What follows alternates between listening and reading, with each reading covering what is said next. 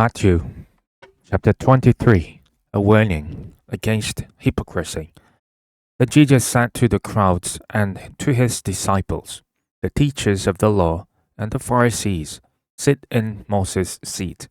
So you must be careful to do everything they tell you, but you do not do what they do, for they do not practice what they preach. They tie up heavy, cumbersome loads and put them on others' shoulders, but they themselves are not willing to lift their finger to move them. Everything they do is done for people to see. They make their phylacteries wide and the tassels on their garments long.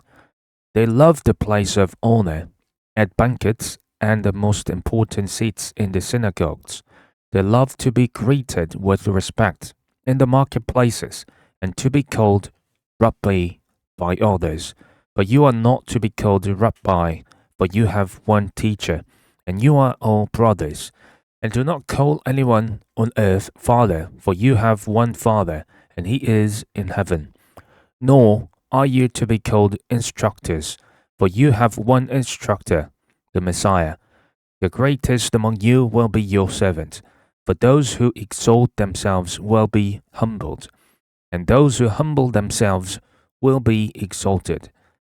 7 O's on the teachers of the law and the Pharisees. Woe to you, teachers of the law and Pharisees, you hypocrites! You shut the door of the kingdom of heaven in people's faces. You yourselves do not enter, no, nor will you let those enter who are trying to. Woe to you, teachers of the law and Pharisees, you hypocrites! You travel over land and sea to win a single convert, and when you have succeeded, you make them twice as much a child of hell as you are. Woe to you, blind guys! You say, if anyone swears by the temple, it means nothing, but anyone who swears by the gold of the temple is bound by that oath. You blind fools! Which is greater, the gold or the temple that makes the gold sacred?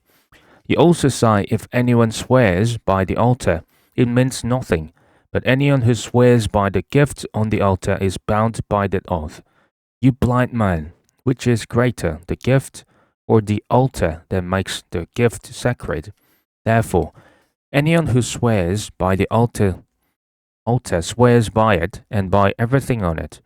And anyone who swears by the temple swears by it and by the one who dwells in it. And anyone who swears by heaven swears by God's throne and by the one who sits on it.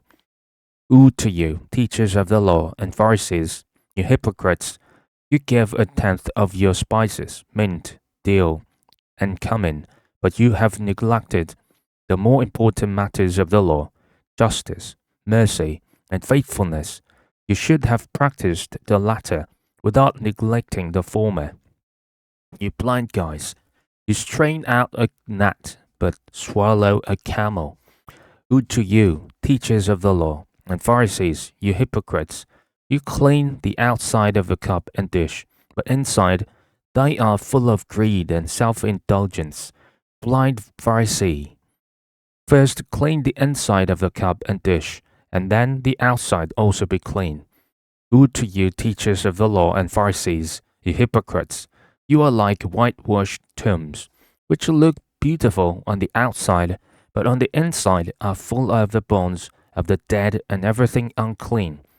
In the same way, on the outside you appear to people as righteous, but on the inside you are full of hypocrisy and wickedness. Woe to you, teachers of the law and Pharisees, you hypocrites! You build tombs for the prophets and decorate the graves of the righteous.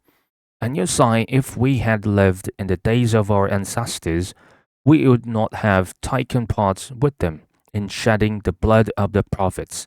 But you testify against yourselves that you are the descendants of those who murdered the prophets. Go ahead then and complete what your ancestors started. You snakes, you brood of vipers, how will you escape being condemned to hell?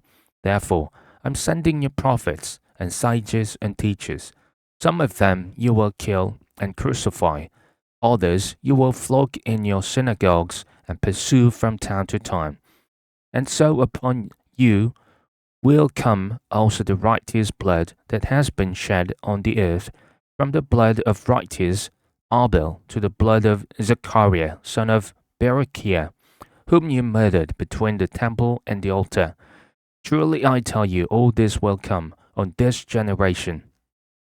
Jerusalem, Jerusalem, you who kill the prophets and stone those sent to you, how often I have longed to gather your children together, as a hen gathers her chicks under her wings, and you were not willing.